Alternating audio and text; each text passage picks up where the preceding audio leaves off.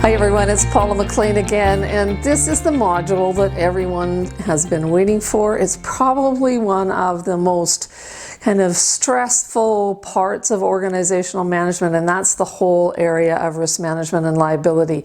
Now, I just want to make a key point as we start the module, and that is that the liability piece of this does not just belong to the board, and the risk management piece doesn't just belong to the board. It clearly belongs to all of the senior leadership inside the organization. So if there was ever a time for partnership and the hand-in-glove relationship between executive director CEOs and boards, this is a great example of that. Clearly, the board can't truly manage risk.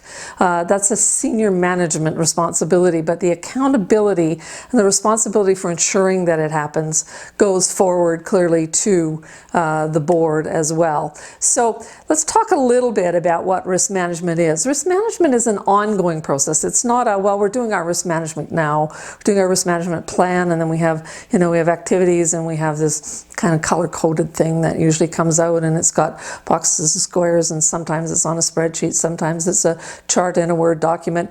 That's not risk management. That's risk management planning, and that's your risk management plan, but that's not risk management. The implementation of that is actually what it takes to manage risk effectively. Now, the first thing we want to do in this process then is to assess and anticipate the potential risks. So that's probably the toughest part about this. If we get the assessment right, then we get the management right.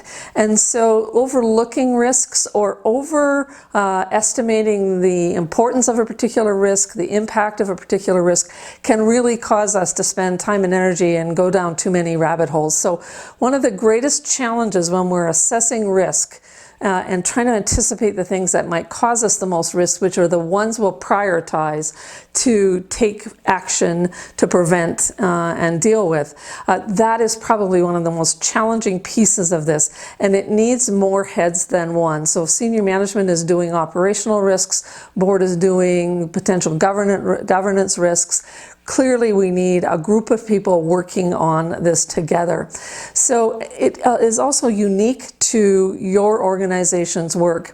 Even if you have 10 organizations who work roughly in the same sector, serve the same people, maybe even work in the same larger urban center, each one of those will need a different risk management strategy. So by all means, borrow each other's templates, but please don't cut and paste from ABC organization into DEF organization's risk management plan, because what you're doing then is you're missing the exercise. The value of this is the getting there rather than the having it done. So very important that when you're putting this together that you can use a template, but please don't copy the content because it's going to be different for your organization, very unique. Now, what's the purpose of this? Well, it's to be able to create strategies that help reduce risk. It's foolhardy to believe that we can mitigate risks to the degree that all risks will then be non-existent. So you'll notice that all the way through this, I don't think I've said eliminate. I've always said reduce or mitigate. And so that's the goal. It's very, very hard.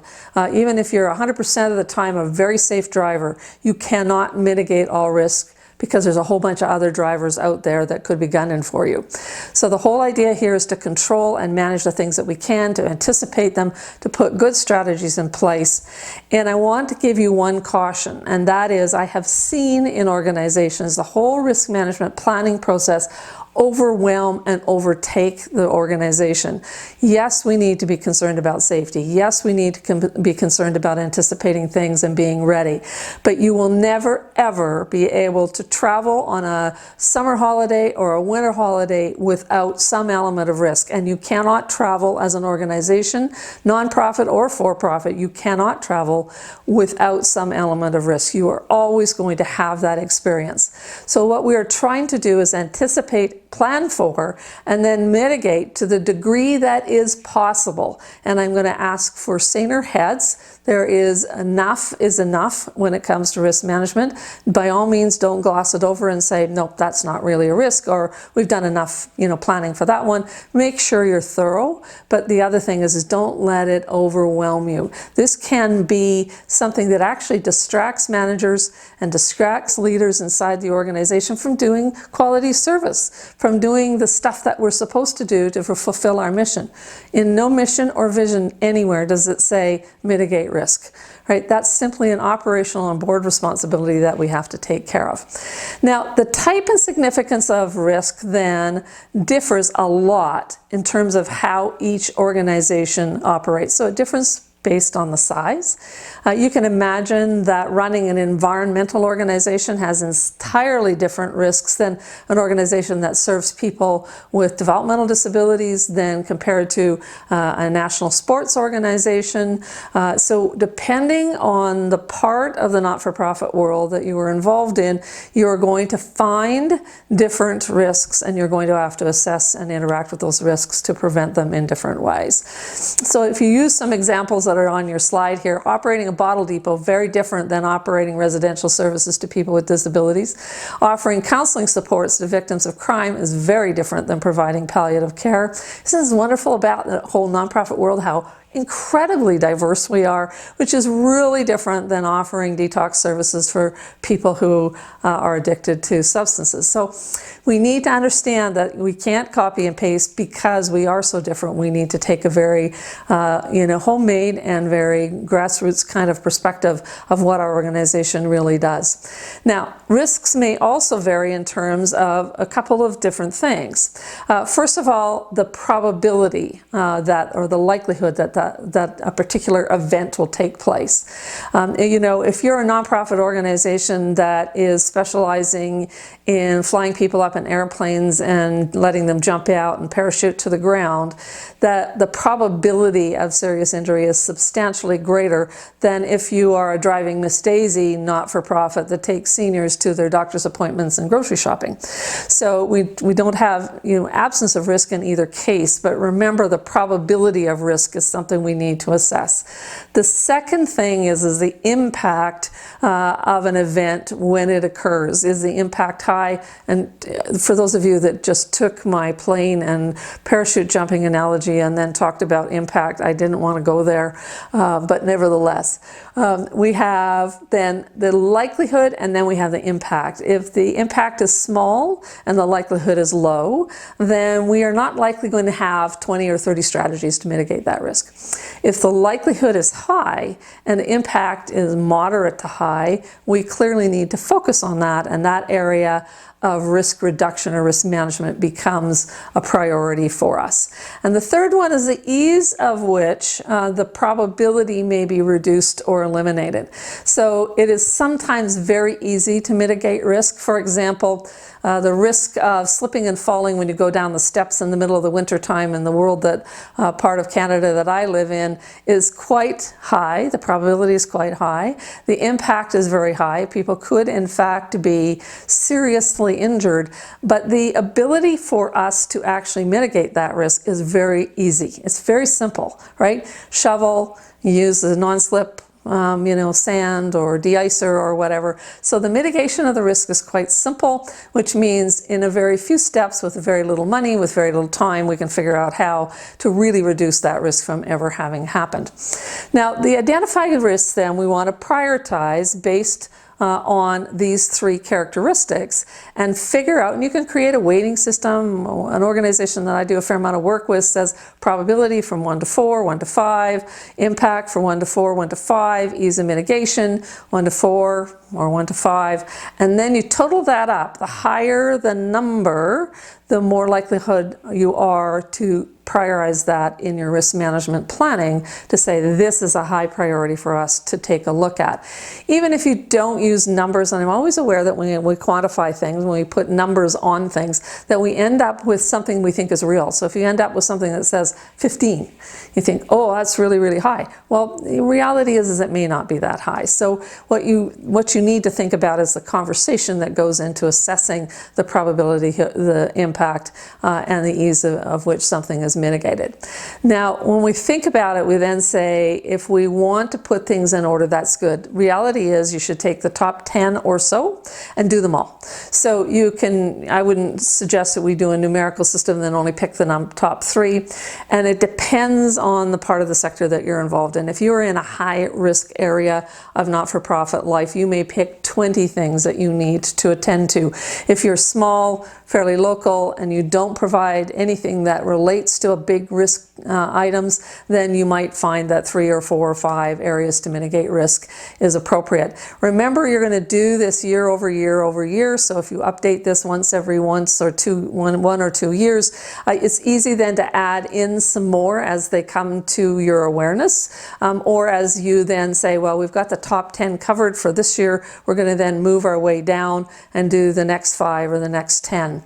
So really, all risk is not bad, so it's very important to understand that without taking risks, rarely do organizations innovate. Where the bold and smart innovation is what we want to look for. Not being thoughtful risk takers rather than being foolhardy risk takers. So, for example, let's suppose we create a social enterprise. We invest some hard cold cash from the nonprofit in seeding that social enterprise, and we don't do anything beyond that. We just say, oh, we've got $100,000 and the board's approved it, and we're going to run, the ABC cafe. And guess what? No more planning goes into that. Just the ABC Cafe all of a sudden pops up. We've got some signage, we've got some people, we buy some plates, and it becomes a cafe, and it becomes our social enterprise. 5 years later, it fails. Now, the problem is that there was a duty to mitigate risk by creating adequate planning. So if we don't plan properly, we've actually increased our risk, both financial and other ways. So when we think about risk management, we need to take a look at what's the risk that we can mitigate simply by proper planning. So don't be foolhardy. Don't look at this as saying, well, we've got the money, so therefore we'll make the thing happen. But remember, if we become so risk averse, so fearful of moving forward, we will never expand our services, our programs to people or pets or the environment or the community or women or whoever it is. We'll never grow our services in ways that the community needs us to grow if we're fearful of risk. So I want you when we get to the your turn learning assignments towards the end of this, I want you to think about balanced perspectives on risk. And you will have people on your board and your management team are highly risk averse, and they think in terms of disaster scenarios. We all have that friend that always thinks about the disaster that could befall us. And we also have people who are absolutely blind to the whole idea that there would be any risk. Why plan for the worst? Just hope for the best. And hope is not a management strategy. So I'm going to guarantee you that in a group of 10 people, you're going to have at least 1 or 2 people at each end of that spectrum and a whole bunch of people in the middle. Make sure you have a balanced conversation about how you approach this. It's impossible then to identify all possible sources of risk. You'll drive yourself crazy and you'll take up way more time than you want. It's also impossible to prevent or eliminate all risk. And it's also impossible to have a mitigation plan for every single risk that could occur. There's just too many of them. So set your sights realistically on setting your priorities and working your way through the things that are really important, that have a higher probability and have high impact if something were to happen. So what I'm advocating for here is risk management that's guided by reality and not just by scary headlines. And so sometimes I had a board member when I was an executive director who came in the door and had a discussion with the board at a board meeting about sexual assault of people with disabilities. And I was the ED of a disability-focused nonprofit organization. And it just became this gigantic mushroom. It was huge, it was ugly, and everybody was worried. And Paula was going to have to do a whole bunch of things to try and mitigate that risk because there was a headline in the local paper and on the local news. Now again, I'm not minimizing the reality and the difficulty with that. That's not my point. My point is be grounded in reality. Do not look to do everything for everybody, or you will be at this a long time and you will not have time to manage the very important parts of the organization that provide services or programs to people. So what we want to do here is to have a board and a senior management group who are risk aware. I was just inside an organization not that long ago who serves people who have addictions issues. And the gentleman had come in the door and come up a fairly steep set of stairs, and he was fairly intoxicated. And he met with a staff member. Things sort of themselves out, some services were offered, et cetera, et cetera. And then it was time for him to leave. And there was 2 ways out of the building. Down the set of stairs that he had just come up. My head is doing, risky, because he's fairly intoxicated and pretty tippy. And then off the other side of the door, that was a ramp leading down. That is a wheelchair accessible entrance to the building with nice solid grab bars on either side of the ramp, right? And as our staff member started him out the set of steps, I asked him, let's just make Rick go down the ramp, right? So risk mitigation is about awareness in the moment, right? And fortunately, with a little bit of support from the staff member, he made it very safely down the street, down to the street level, and was off for his day. So what we have here then is we have a situation where in the moment, if managers and staff are aware, and an example, my example, is that I was aware the staff member was focused on meeting the needs of this gentleman, and so he wasn't thinking about the potential for him to fall down the very steep set of stairs that he had come up a few minutes before. All right, at the end of this lesson I have 3 really good resources or online resources. I'm very conscious that as videos age, they date themselves, so if any of these links don't work, please send me an email to Paula MacLean at Learning for Leaders and I'll fix that. And the other part of it is if any of them don't work, then just Google risk management or risk mitigation for not-for-profit organizations, and you'll find a ton of really good things, like 1.5 million hits in like 22 seconds or something, or 2.2 seconds. All right, so your turn learning assignment is to discuss the status of your current risk management process. Do you have an up-to-date risk management plan? Who's involved in identifying and managing risk? And remind yourself this is a group effort. And then thirdly, what are the major risks related to your organization? And briefly discuss the probability, the likelihood, the impact of each. And you can also talk about the mitigation and how easy or hard that might be. All right, end of our lesson, and please join me in the next lesson. Take care.